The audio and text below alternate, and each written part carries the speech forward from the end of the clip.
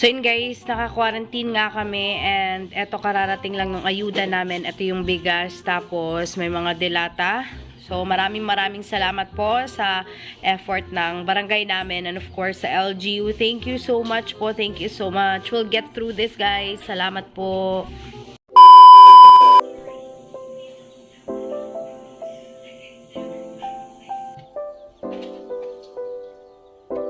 Oh. Shh. Chimbo. Ah.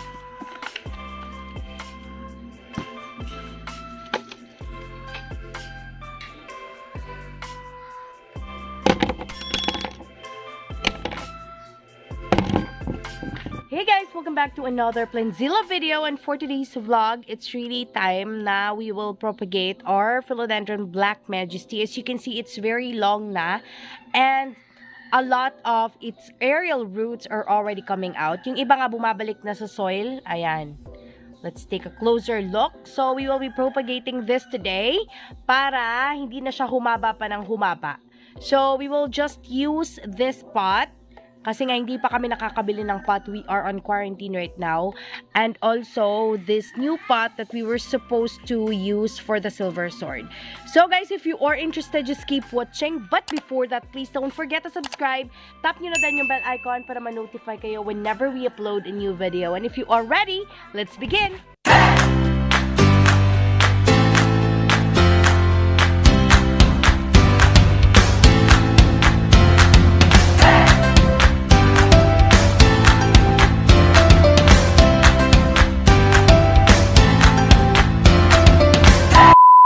Alright guys, for today's media, we will be using what we have prepared. So, ayan, we have the cocoa cubes plus those acacia leaves. So, ayan, merong nagsabi na kapag variegated daw, hindi dadamihan yung acacia leaves kasi nga mawawala yung variegation. Hindi ko din alam kung totoo po ba yon. We don't have any scientific explanations about that. Ewan ko kung saan nanggaling yon kasi feeling ko naman yung variegation nag-o-occur naturally, tapos nagaano lang siya, nalilesen kapag hindi na-expose sa sun. So if you have facts about that, you may comment that down below. Tapos lalagyan na lang namin ito mixture of cocoa peat, tapos merong carbonized rice hulls and yung rice hulls talaga na nag-age na. So nabasa siya kasi nga umulan. And hindi na-cover yan. So, maglalagay lang kami ng konting-konti niyan. Tapos, yung na-prepare namin earlier. From here, hindi ko makakover yung entire size ng Black Majesty na to. So, this is so big, guys. Ayan. This is what I bought for 1,500? 1,200? 1,500 daw. So, ito yung nabili ko. So, ayan, eto ngayon, a-uproot kasi namin, yung top cut po, yung itatanim namin sa ilalim, tapos, yung pinaka-base, yung ililipat namin dito. Kasi nga masyadong mahaba yung magiging top cut natin, hindi kasi masyadong madami yung roots dito sa taas, so we had to include this part na mas marami yung roots na bumabalik na sa soil. So, dahan-dahan. Yung isa guys, yung napakita ko sa inyo before, I bought that for 700 pesos, pero yun nga, gagawin namin yung air layering kasi nga hindi nagsasurvive yung roots niya dahil sa haba niya. Every time na may lalabas na roots, hindi pa nga katouch ng soil, namamatay na. So, ayun, we will find a way, pero hindi pa namin siya nagagawa ng paraan ngayon. Sobrang hirap mag-propagate. Itong mga panahong to na wala kaming masyadong magagamit ng mga pots. Paano na, wala kaming mabili. Hindi kami makakalabas. Thank you po sa pakape, pero nagtatago siya. Habang nagva-vlog, may kumakain. Kawawa naman. Naghihintay na matapos kami kumakain mag-isa. Kawawa naman ng bebe. Hello! So, ayun guys, naalis na niya yung mga roots na kumakapit sa soil. So, ito yung mga roots na yon. Kung titingnan mo sa taas, para siyang patay. Pero, yung mga tips niya, kasi nga nag-touch sa soil, ay sasanga-sanga talaga. So, he will be uprooting it kasi nga, we need to use this pot for the top cut. Naku, baka maano yung kape ko. Careful. Ayan. So, this is it. Sobrang daming sobrang daming roots. Ayan, sobrang hahaba ng roots niya. Unfortunately, merong mga parts na hindi pa talaga ganun kadami yung roots, guys. So, kung sana, no, mapuputol namin siya ng madaming beses. Pero nga, may mga parts na hindi tinubuan ng roots. And of course, yung aasahan lang natin for the top cut are those roots na bumalik sa soil kasi buhay na buhay sila. So, ayan. Feeling ko sobrang dali lang naman itong mag-recover kasi hindi tayo mahihirapan. Sobrang easing i-cut. And guys, let's get started.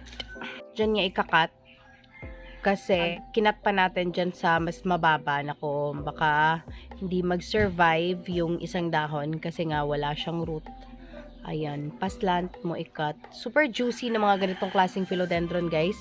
Hindi pa nga tapos. Ayan, lumalabas na yung parang may pagka-purple na juice niya. So, ito na yung pinaka-base niya na ilalagay dito. Tapos, we will be using the same potting mix that we used nga pala, guys. So, yung may soil na yan, yun pa din yung gagamitin natin dito sa base. Kasi nga, para hindi siya manibago. Yan. Pero, itong top cut, guys, yung potting mix na napakita ko sa inyo kanina, yun na yung gagamitin natin. So, syempre, for now, kasi nga sabi ko, juicy siya. Ayan.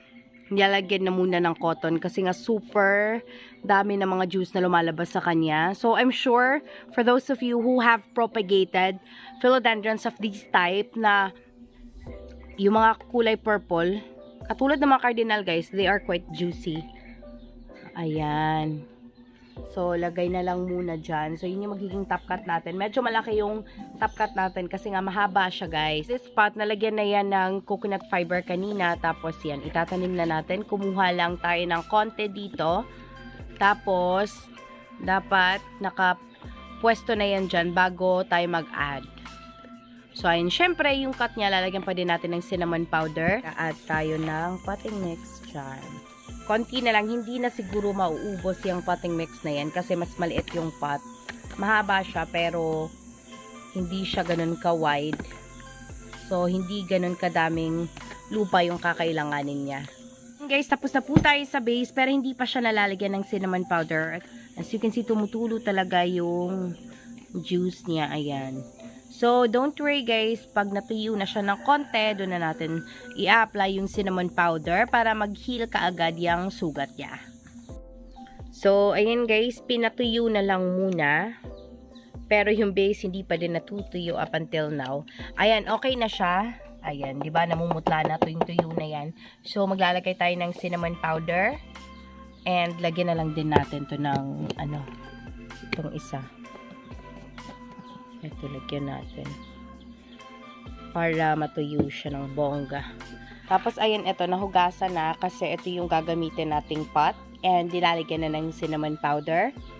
So, medyo malaki tong pot na to na gagamitin natin. So, syempre, madami tayong mauubos na potting media dito. Alright, and meron na kaming Millona fiber na na-prepare. Although, hindi siya ganun ka-dry. Maghanap ka ng dry po. Hindi dry ka rin, Basta yung dry yung gamitin. And irarap lang yan. So, alam nyo guys, yung Black Cardinal from Holland, meron siyang parang maliit na pot. Ewan ko kung anong gawa sa kanya. So, parang kasama niyang tumubo nung nilagay siya sa pot. Baka doon siya lumaki. Sobrang liit lang din guys. Yung itsura niya, parang yung ganyan. Yung nirarap dyan sa dyan sa cut. Parang ganon. Parang may pagka-tissue siya. Ewan ko kung ano yung gamit nila. Basta yun guys, doon tumubo yung maliit na cardinal. Tapos, nung lumaki, nilagay sa pot. So, ito maglalagay na tayo ng konting coconut fiber. Mabigat pala yan. So, hinawakan ko siya. Kita nyo naman, madaming acacia leaves.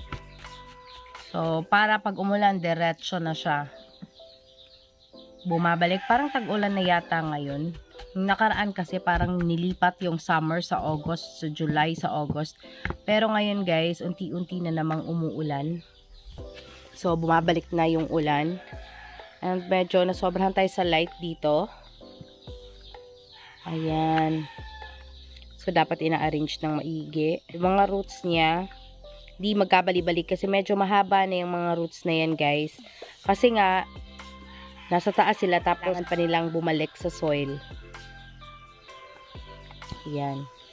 So, sa baba sila nagsasanga-sanga.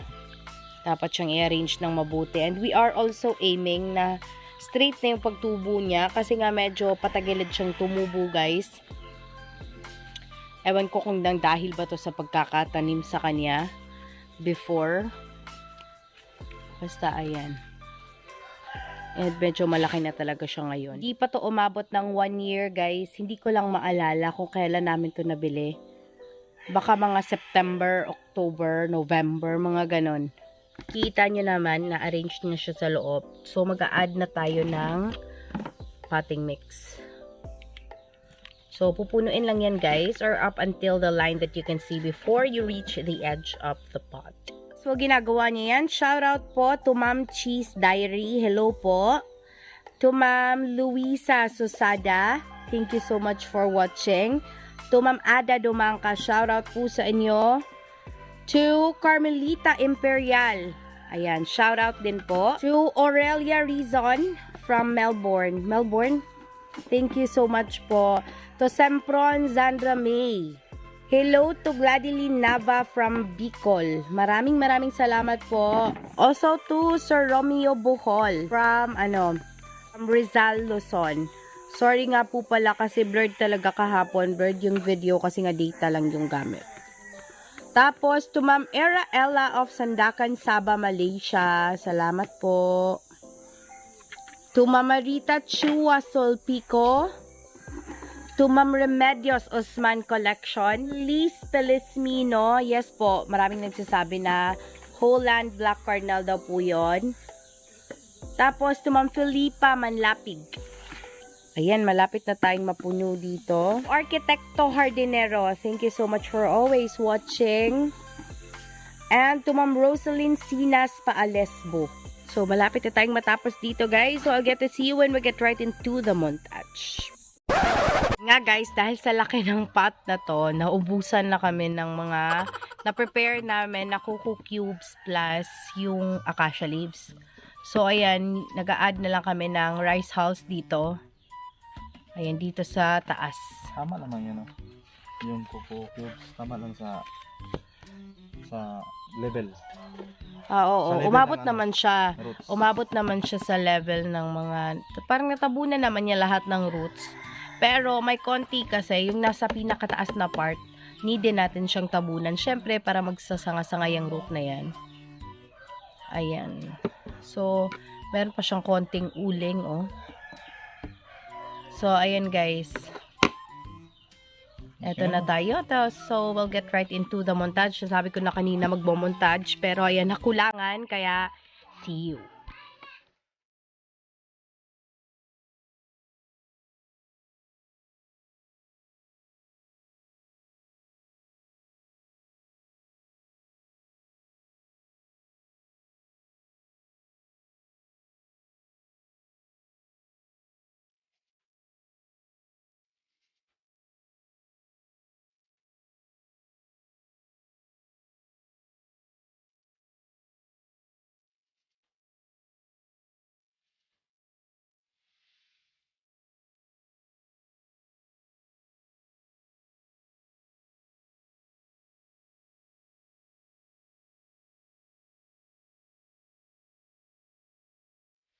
So and guys, thank you so much for making it till the end of this video. It has been Maria, the voice of Planzilla Bohol. If you haven't subscribed, please click the subscribe button, tap nyo na din yung bell icon para ma-notify kayo whenever we upload a new video. Thank you so much for watching. Bye!